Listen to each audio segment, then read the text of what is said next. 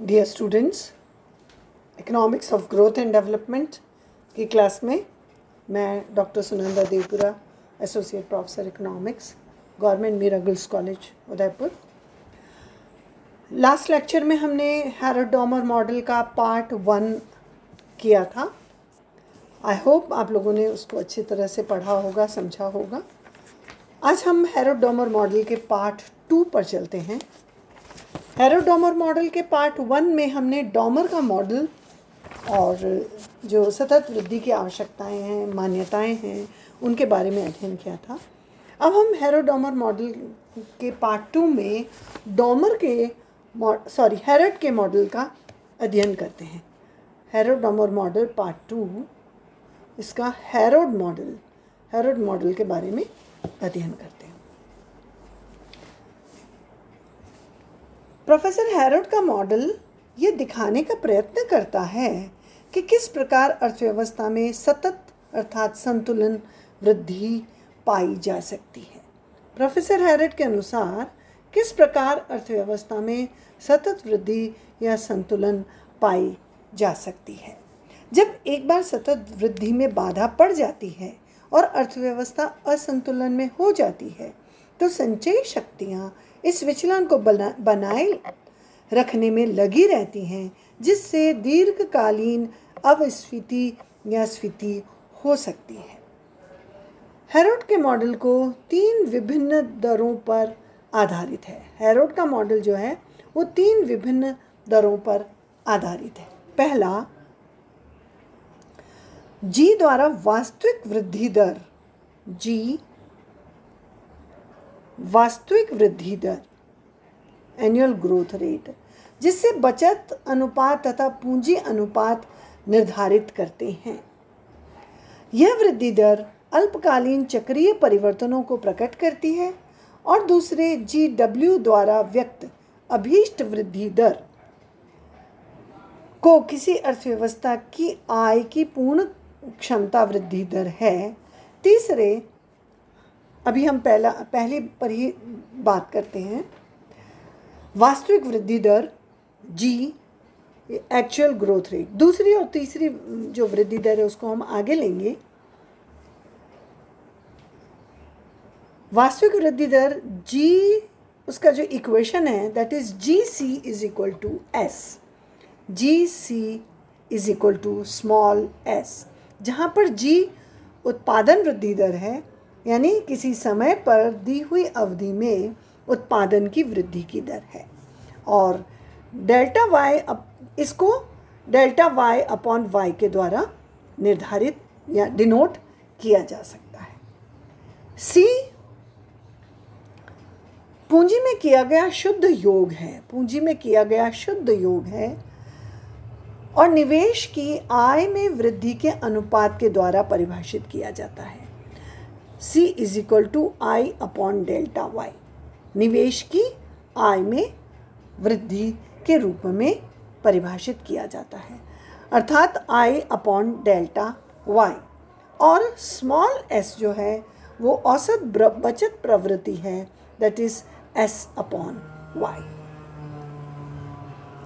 ऊपर के समीकरण में इन अनुपातों को स्थानापन्न करने पर इस समीकरण में हम G, C, S अगर तीनों की वैल्यूज़ डाल देते हैं, सभी अनुपातों को स्थानापन्न कर देते हैं, तो हम देखते हैं, इसको हम आगे बढ़ा लें थोड़ा सा, यस, तो हम देखते हैं कि delta Y upon y into I upon delta y is equal to S upon y. ये तीनों की हमने वैल्यूज़ इसके अंदर डाल दी हैं।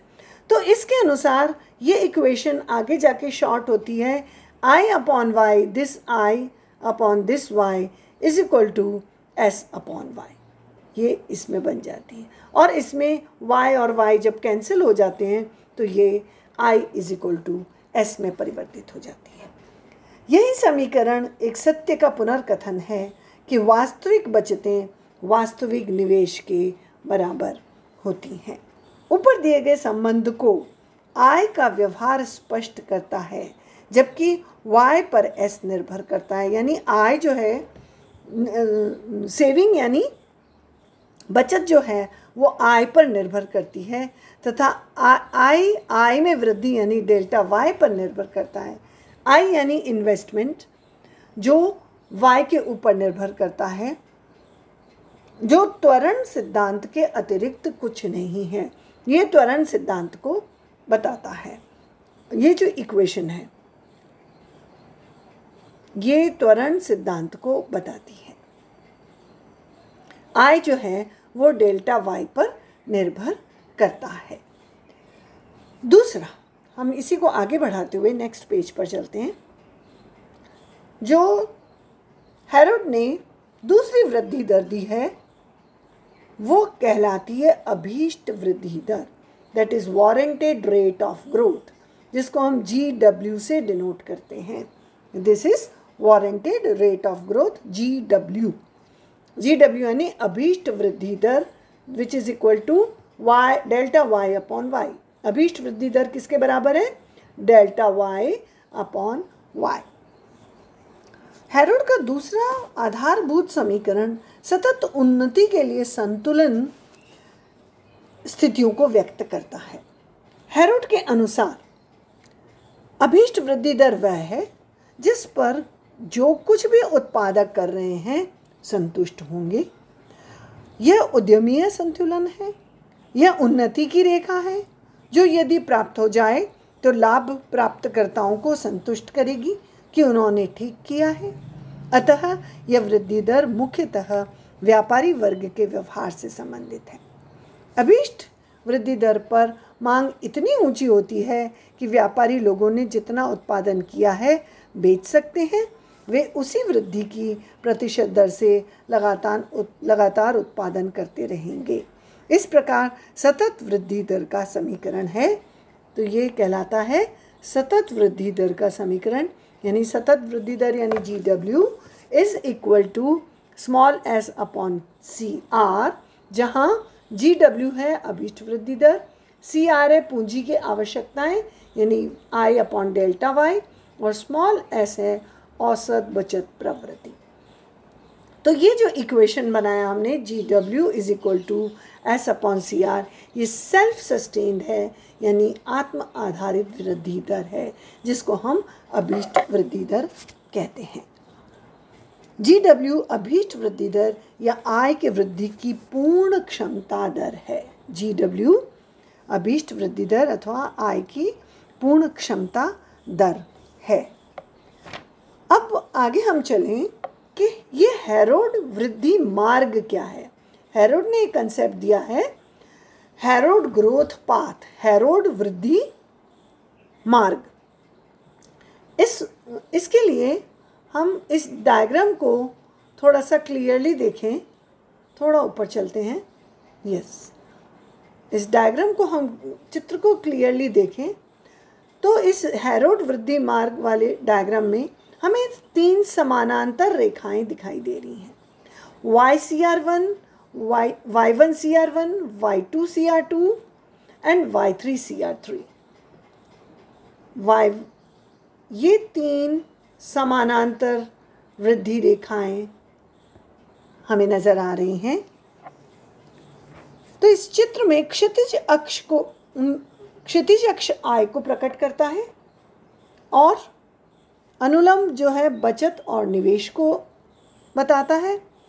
वर्टिकल एक्सिस कितना निवेश किया जाए यह त्वरण के मूल्य पर निर्भर करता है। इसे रेखा चित्र में CR रेखा द्वारा व्यक्त किया गया है। 3 समानांतर रेखाएं Y1CR1, Y2CR2, Y3CR3 स्थिर पूंजी उत्पादन अनुपात को बता रही हैं। आय में Y1 से Y2 परिवर्तन होने से प्रेरित निवेश I2Y2 जो कि S1Y1 बचत के समान है। जब आय में परिवर्तन Y1 से Y2 पर होता है तो I2Y2 ये बचत जो निवेश है ये बचत के बराबर है S1Y1। ये S1Y1 बचत के बराबर है। ये इतना बचत हुई और इतना निवेश हुआ। इस स्तर पर उत्पादन की वृद्धि दर y2 minus y1 divided by y1, that is यहाँ से यहाँ तक का परिवर्तन डिवाइडेड बाय y1 के समान है। फिर I2 निवेश को बढ़ाकर y3 पर ले जाता है। I2 निवेश, ये जो I2 निवेश है ये I को बढ़ाकर y3 पर ले जाता है। I2 यानी जो निवेश में वृद्धि हुई वो I को y2 से y3 पर ले जाता है। तो उत्पादन में वृद्धि there is y3 y2 divided by y2 होता है। इस प्रकार I3 निवेश, ये जो I3 निवेश है जो S2 y2 के बराबर है, ये I3 निवेश उत्पादन को y3 से y4 पर ले जाता है। अतः अर्थव्यवस्था एक समान वृद्धि दर से बढ़ती है और उसका हमने अर्थव्यवस्था एक समान वृद्धि दर से बढ़ती है और उसका एक इक्वेशन हमने बनाया है y2 minus y1 divided by y1 is equal to y3 minus y2 upon y2, then y4 minus y3 divided by y3। ये एक अर्थव्यवस्था में समान वृद्धि दर को एक्सप्लेन करता है। इसी एनालिसिस को हम और आगे बढ़ाते हैं और नेक्स्ट पेज पर चलते हैं। इसके अंदर दीर्घकालीन असंतुलनों का मूल रूप एक्सप्लेन किया गया है।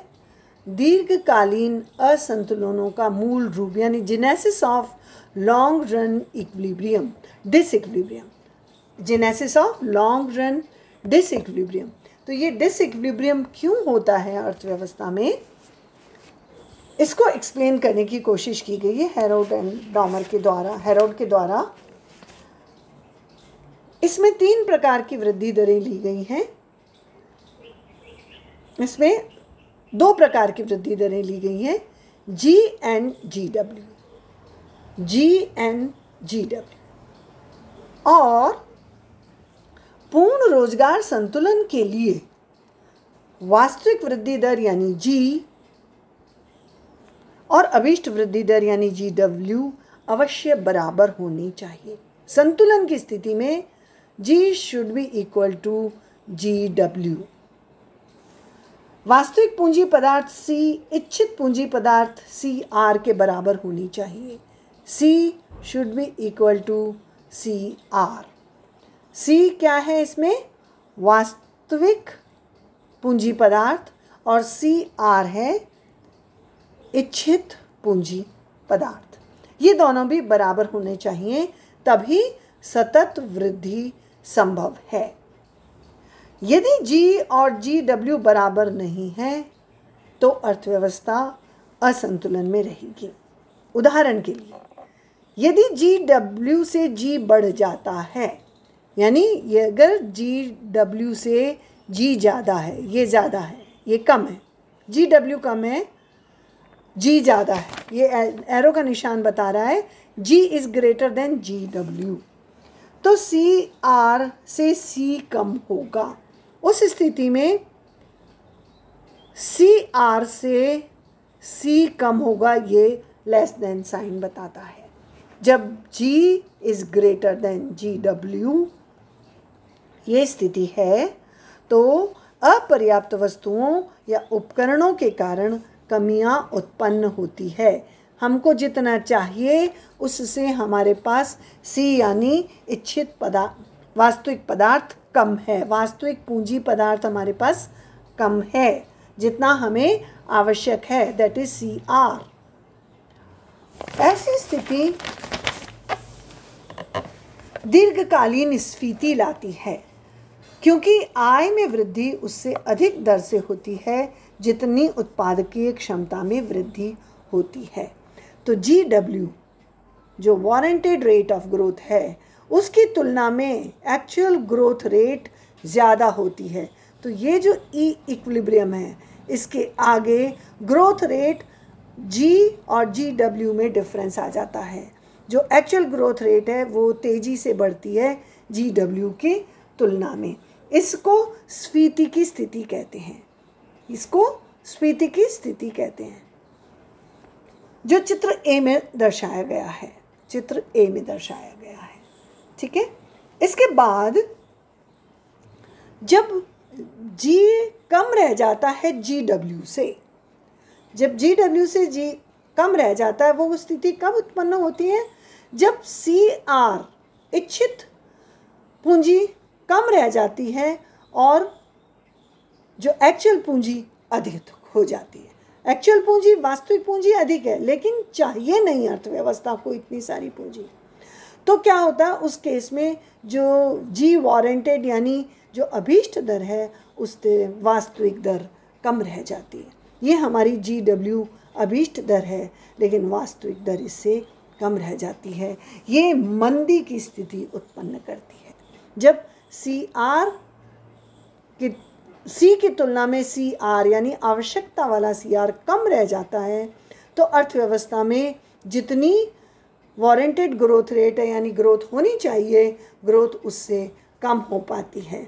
यहाँ पर GW जो हमें चाहिए वो ज़्यादा है, लेकिन एक्चुअल ग्रोथ रेट कम है। तो ये मंदी की स्थिति को एक्सप्लेन करता है।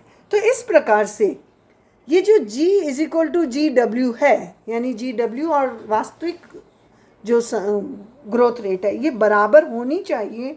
ये एक छुरीधार संतुलन को बताता है, जो छुरीदार संतुलन को बताता है, जो एक बार जब भंग हो जाता है तो स्वयं संतुलन में नहीं आता है।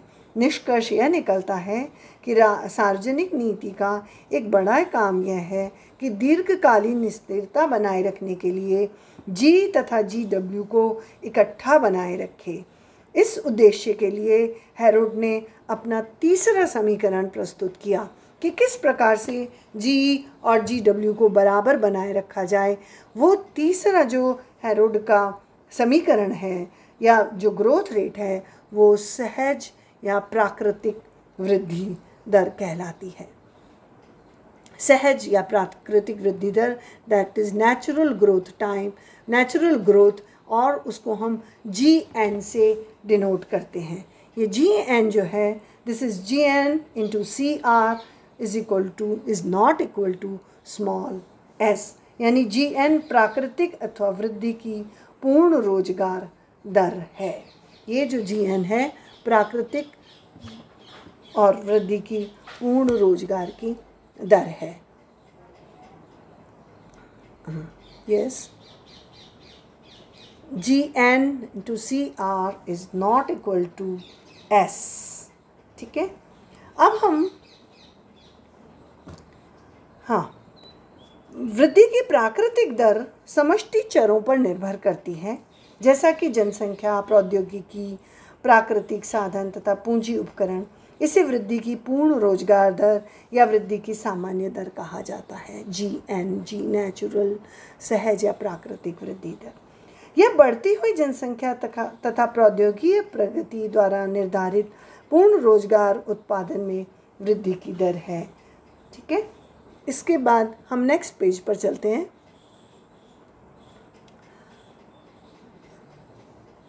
जो बताता है G, GW एंड GN का विचलन यानी divergence of G, GW and GN। चाहते तो हम हैं कि GN, GW और G ये छुरीदार संतुलन बना रहे, लेकिन वास्तविकता में इसको बनाए रखना बहुत मुश्किल होता है। इसको हम थोड़ा सा कंप्लीट कर लें। यस, तो ये जो संतुलन है, ये नाइफ एज इक्विलिब्रियम है, बहुत ही मुश्किल से इस्टेब्लिश होता है। अब पूर्ण रोजगार संतुलन वृद्धि के लिए GN = GW = G जो छुरीदार संतुलन है, परंतु यदि वृद्धि की प्राकृतिक, वास्तविक और अभीष्ट दरों में कोई विचलन होगा तो अर्थव्यवस्था में दीर्घकालीन अस्थिरता अथवा स्फीति की परिस्थिति उत्पन्न हो जाएगी। अगर GW is greater than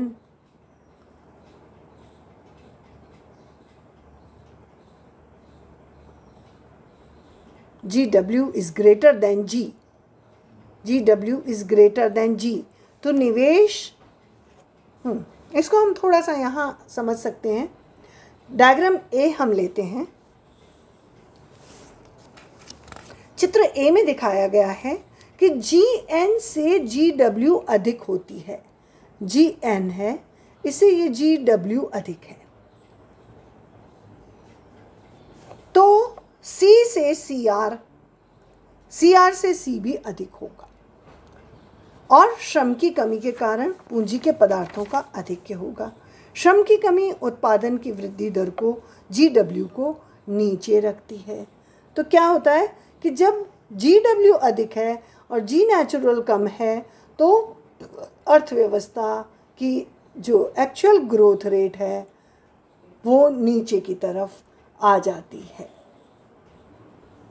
इस समय पूंजी पदार्थों का आधिक्य हो जाता है, श्रम की कमी हो जाती है, मशीनें बेकार हो जाती हैं, अतिरिक्त क्षमता पाई जाती है। इससे निवेश, उत्पादन, रोजगार, आय कम हो जाते हैं और अर्थव्यवस्था दीर्घकालीन मंदी की तरफ शिकंजे में जकड़ जाती है। ये जी का नीचे आने का मतलब है अर्थव्यवस्था में दीर्घकालीन मंदी, जो कि डायग्राम ए के द्वारा एक्सप्लेन किया गया है। तो इसमें जी नेचुरल भी नीचे है, GW ऊपर है। तो एक्चुअल जो अर्थव्यवस्था की दीर्घकालीन ग्रोथ जी वो नीचे की तरफ आ जाती है, जिसको हमने इस लाइन से दर्शाया, जो दीर्घकालीन मंदी को बताती है। दूसरा डायग्राम बी में हम बताते हैं कि यहाँ पर GN अधिक है GW से। तो इसकी वजह से जो दीर्घकालीन स्फीति की स्थिति पैदा होती है, क्योंकि जितनी ग्रोथ रेट होनी चाहिए नेचुरल ग्रोथ रेट उससे भी अधिक हो रही है, तो अर्थव्यवस्था में दीर्घकालीन स्फीति की स्थिति पैदा होती है। यानी जब GN GW से अधिक है तो GW G से भी अधिक हो जाता है। उस केस में एक्सक्यूज मी,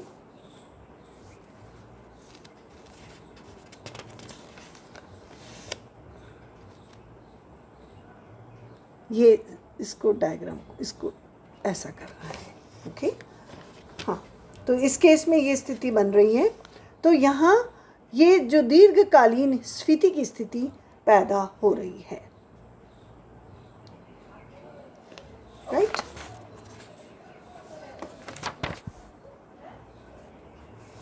इस तरह से हैरोड ने अपनी G, GW एंड GN का विचलन यानी divergence of G, GW and GN को इन दोनों डायग्राम्स की सहायता से एक्सप्लेन किया है। आई होप आप लोगों को ये हैरोड का मॉडल समझ में आया होगा।